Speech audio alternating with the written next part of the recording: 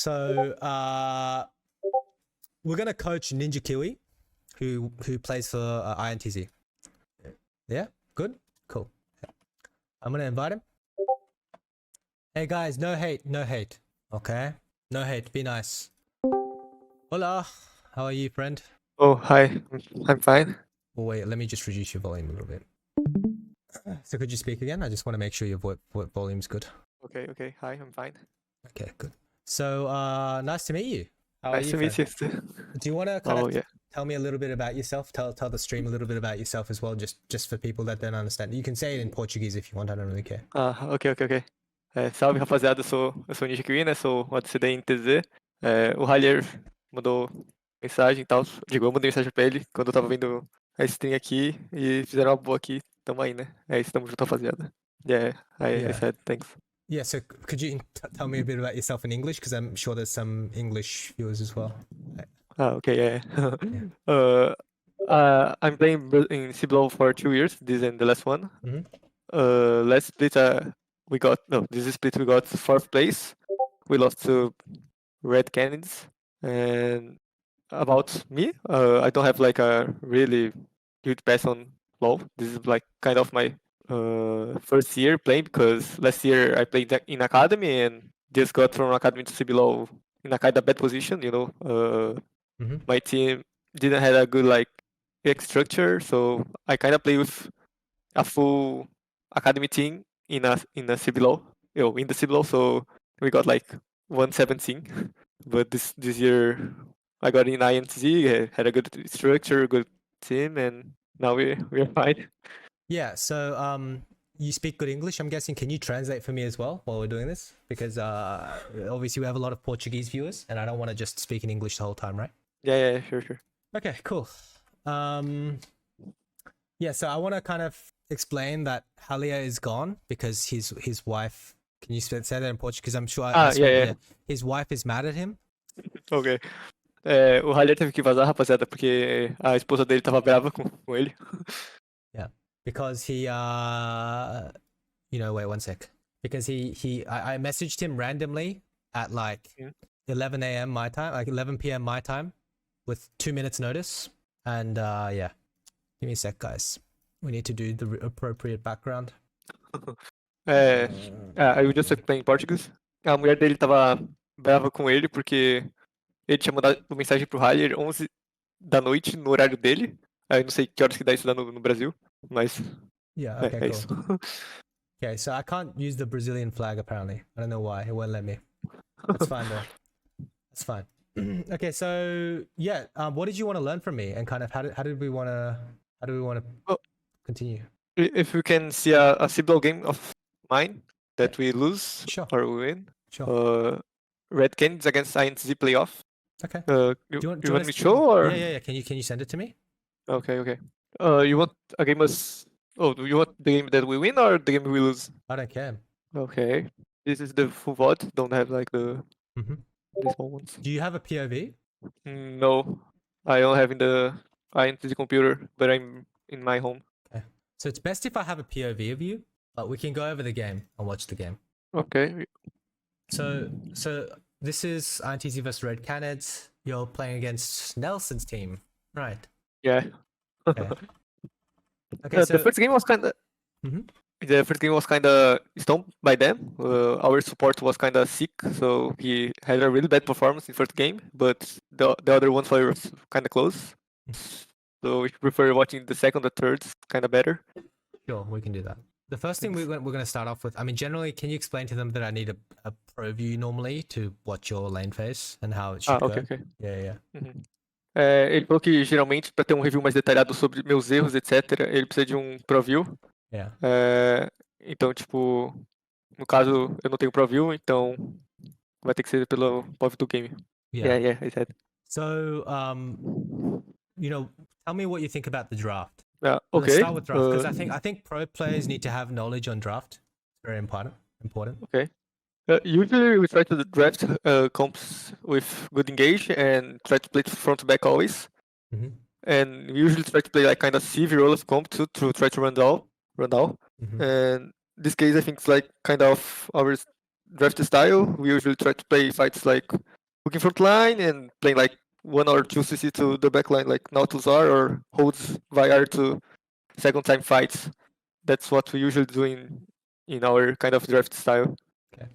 All right, before we continue, I'd like to thank all the followers, guys, a bunch of new followers. Normally, I mean, I said it on the first stream, but can you just explain to them again? Normally, I follow people. Sorry, I read out every one of my followers because I used to stream to like 50 to 100 people. And normally it was meant to be a small project where I just help people when I stream, because I never used to stream regularly. Like, this is the first time I can because of my season, you know, ending. So I'm sorry I can't read everyone. There's just too many. It's not possible. We'll just stand here all day. So yeah, could you say that, like, I really appreciate the follows. It means a lot. Ele falou que estava muito agradecido pelos followers, tipo, de verdade mesmo. Ele falou que geralmente ele tenta ler todas as mensagens e tal, mas como tá uma quantidade muito grande, aí acaba, tipo, complicando. E ele geralmente, tipo, não consegue fazer tanto stream por conta da season e tal, né? Tem vários campeonatos. E é isso, ele agradece muito. I explain. Yeah, I can up my mic volume. Also, can you just tell them real quick? Actually, no, I can say it in English. Thank you very much to the subscribers as well. It means a lot. I really appreciate it. Obviously, a special shout out to you guys because you guys are going above and beyond to support the channel. And yeah, we'll just continue now, I guess. Yeah, let's watch the game. So you want to play front to back? How do you define front to back? Like peeling or going into them? Kind of usually trying to engage and playing from first target. Yeah, I mean, generally it is engaging on first target, but it's more so like, I think front to back comps tend to peel. I think this is more of a dive comp, right? Yeah. Whereas the right side comp is more of a front to back comp. The first thing that you should think about is, like, as an AD carry, is like kind of a threat checklist. Who in the enemy team can screw with me and what I can do as a champion, right? This is more important than looking at your 2v2 because you want to start with a big picture perspective. So say enemy team has Rise or Twisted Fate, or enemy top has Shen, for example, right? Then this impacts the state of your bot game, right? Bot lane game. Yeah. 100%. When you push, and it's the same for like when you have Akshan, like Akshan can roam into bot, etc. So it's always good to think about that. I always like to look at the overall team comp of each tide. I always like to look at each matchup. It's the same thing I was teaching the other jungler. So I would think about like Urgot Jax matchup, Vi Trundle matchup. I actually don't know the Urgot Jax matchup. Can you tell the in Portuguese? Because I know most, but I don't know this one. So go ahead. Can you like? Yeah, in Portuguese or in English? In Portuguese is good. Yeah, okay. I'm speaking. Ele falou que, tipo, eu tenho que pensar numa perspectiva maior. Então, por exemplo, se tem outras lanes que impactam a minha, como TF, Akshan, etc, que podem dar roaming, tipo, eu tenho que pensar na perspectiva do game inteiro, não só do meu 2v2 no bot. Yeah. And second thing, is it the 2v2 on bot, or? Yeah, I mean, like, I just want to make it clear, I don't know this top matchup, so I can't explain it. But like the rest of the matchups I can explain. Okay. Basically, you know, Talia Azir is Talia favored, but Azir can play. Normally people think that it's a completely Talia favored matchup, but Azir can actually get pushed early levels, like first 3 waves. Actually, he can get pushed until basically your first base. You can contest the push, but you lose too much HP. And this is because Talia doesn't have any AP when she starts, and she has no points in queue. So she will most likely lose push early levels, and then from level 7 to 9 is when she starts to like clear the wave super fast, get perma pride, be first on the map. And so until like 6 to 7 minutes, Azir will actually keep Talia under tower, and Trundle will be able to either invade via or impact side lanes. Can you explain this part to them? Okay. Yeah. Ele falou que a matchup do mid não é tão fácil quanto parece. Tipo, o Azir consegue ter pressão nas primeiras waves, e depois nos mais ou menos 6, 7 minutos que a Talia já tá com B, já tá com Q upado, aí a Talia consegue ter pressão perma no mapa, tá ligado? Então tem que tomar cuidado com o Trundle invadido nos primeiros levels. Yeah. So then I have a rough idea on how like early mid pry is gonna go, and I know that in jungle Trundle wins 1v1. Obviously, the only window that Trundle has against Vi is level 2, but you very rarely see level 2 invades like in any region. So what's most likely going to happen is they'll use this mid pry to either find Vi or impact either bot or top. Now my next question is the bot side 2v2, right? Basically, around skirmishes, you're going to be stronger, and Zeri's like just mostly looking to scale in this matchup, but you can contest push with your Q in early levels, and I think 2v2 might be like even better for the Kai'Sa side, because you can actually get better push and you can control the lane phase, which means the Nautilus should be able to be first on the map, because you can press Q and like hit 6 minions, whereas you know he can't trade with you when you're playing with the wave, right? Essentially. I think especially with your passive, whereas like later on as time goes, I think Zeri starts to get control of the matchup. So given this knowledge, in my thought process about this matchup is always going to be whoever has bot push is going to impact the map more and is going to win the lane, because it would mean that Nautilus will be first on the map, Nautilus will be first around mid, Nautilus will be first to get vision, and also impact the mid matchup. And competitive is not just about 2v2 and 1v1. Mid jungle matchups affect bot lane and sway bot matchup, even if it's winning or losing, and bot matchup impacts mid matchup. Can you explain this? Ele falou que no competitivo meio que as lanes são interligadas, então tipo, por exemplo, o 2v2 do mid influencia na lane do bot, como sei lá, o bot ser push influencia na lane do mid. Então você tem que meio que estar pensando nisso o jogo inteiro. Yeah. Good night, guys. Good night. Welcome. So I'm seeing here you start in lane, you refuse to not leash. This is good. Like what you do here is really good. You're contesting push. So what do you think about your 2v2? Well, how do you want to play it? What we usually try on scrims and work most, like we only can try to punch them if they lose some cooldown, like very passive or real QW. So just all win 2v2 against minions, and if they have everything, it's kind of really hard. So we always try to stack the wave, get tempo, and if they make mistake, like use cooldown in some bad time, we try to punch. Yeah, I mean, I think in 2v2 you should always try stack the wave. If anything, you guys can posture way more aggressively. So here's an example of Paze playing, I mean, slightly different like support matchup, because obviously Alistair's fucking useless, but because like level 1 Alistair, right? But like, I think in terms of the pure 1v1, because if you're passive and both sides having lethal tempo, it's actually fine to trade. It's more important that you push. So see how like aggressively they're posturing and they're playing on middle bush? You guys are kind of trolling here because you play on middle bush, but you just let them walk up to the wave and you use Q on the wave for no reason. I think you should, I think you and Nia, like Nia should buy you space. I mean, bot lane is really about 2v2, so it's kind of hard to explain, but basically like Nia should buy you space and you should be okay to trade HP if it means that you can contest a push. The longer the fight goes outside of the wave, the more dangerous it is though, because Zeri with lethal tempo is actually kind of strong level 1. So it's all about like playing with the wave, contesting push, and moving aggressively. Like for example, here I would have already started hitting melees because I want the melees to die first and I want my wave to push into them naturally. So I want my wave to kill these minions naturally on their own. And then I want to touch the casters with a slow pushed wave, and the melee is already dying. So generally the way that you 3-wave stack is you create an uneven wave 1, you push and kill it, like hit the melee either 2-1, something like this, right? So they die at several times. And then if you win 2v2, you step behind the wave. If you lose 2v2 or the 2v2 is even, then you keep autoing, you kill the front. Then when the second wave comes, you don't touch the wave. And the third wave comes, you hard push. It's very standard. So it's first wave, you create the slow push. Second wave, you leave the wave to keep slow pushing. Third wave, you push hard. Very standard. So second wave is very important to not touch. And the first wave, it's very important you have a minion advantage. Can you explain that to the chat? Just ask a question first. In this case, it's kind of not better to hit the backline minions instead of the frontline minions, so the waves getting closer to us instead of getting close to them? Or is it always better just to assure pressure and... Wait, what do you mean? Like, could you explain that? What do you mean? Like, if you... Sorry, I think... yeah, go ahead. Yeah, this time I can like hit 2 times one or frontline minions or backline minions. I choose backline minions because this time I'm almost sure we have pressure to match up already. I have Q and it's kind of really hard for her to contest my pressure. So my thought process was like, I just let the wave close to me and I can crash like second and third. I can second wave close to me, so it's harder for them to hit, and third wave can crash faster. Yeah. Is that Turtle? No, this is Dawash. I thought it was Turtle for some reason. I guess it's not. It was a bit blurry. But basically, like, it is fine to hit the caster minions, but you want the melee minions to die first because you want to walk up behind your casters. I see. Like, you want to create a big wave. You don't want to create small wave, I think. It's not great, right? So you can like explain that. Like hitting the casters here and using your Q like this means that you have no spell.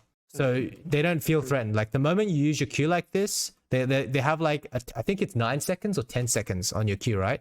It's like, I think they have like a 9 second or 10 second window where they don't feel threatened. See how they're just walking up to the wave? This is not legal.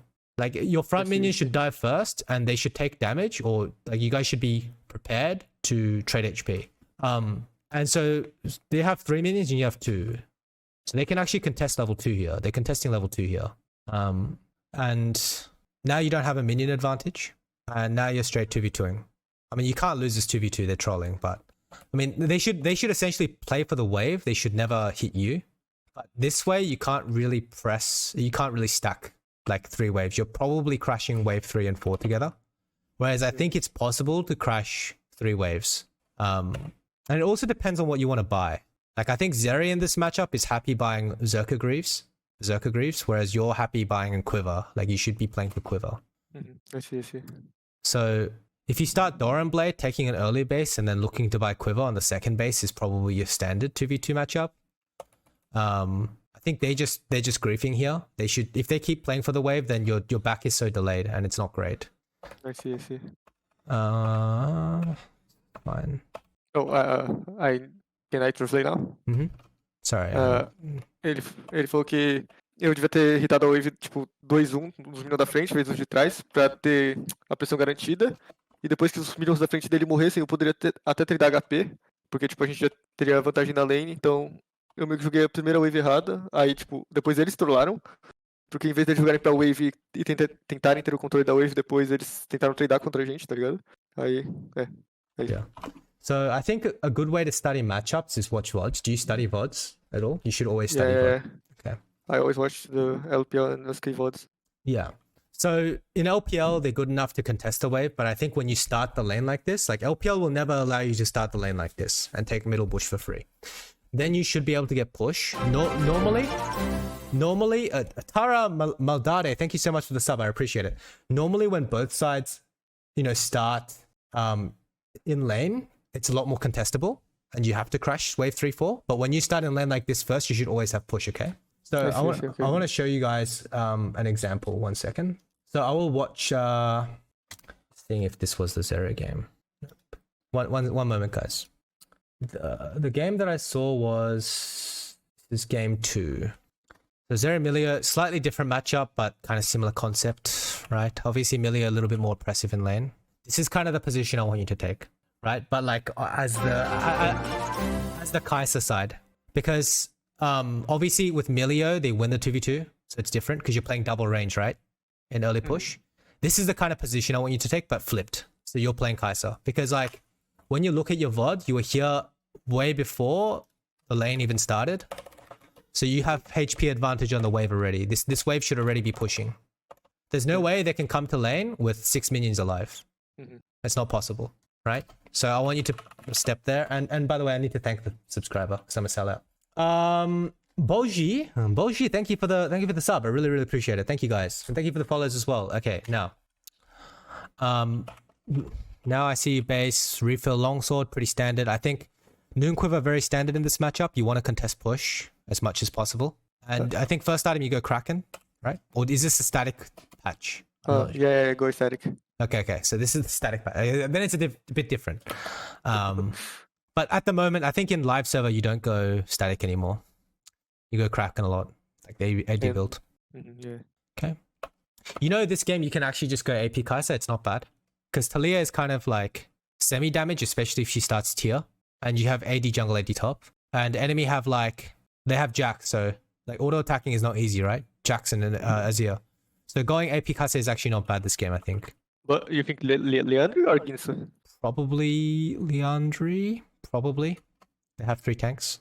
I think it's hard to hit. That's the thing. You're playing a short range AD carry into Jax Trundle Azir. I think you get outscaled. So the best way to play is like stop them from coming into you and play with range on your Ws. But I mean, going AD is fine as well. You just have to space well. So now you lose push. I mean, this matchup, if you go static, you're way weaker in lane. Your first item core is like so much weaker. Because with Noon Quiver, you can actually contest a push from start to finish. I mean, there's nothing really specific going on.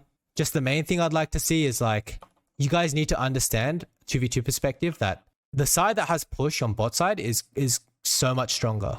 in general, in terms of impacting the map, in terms of nodal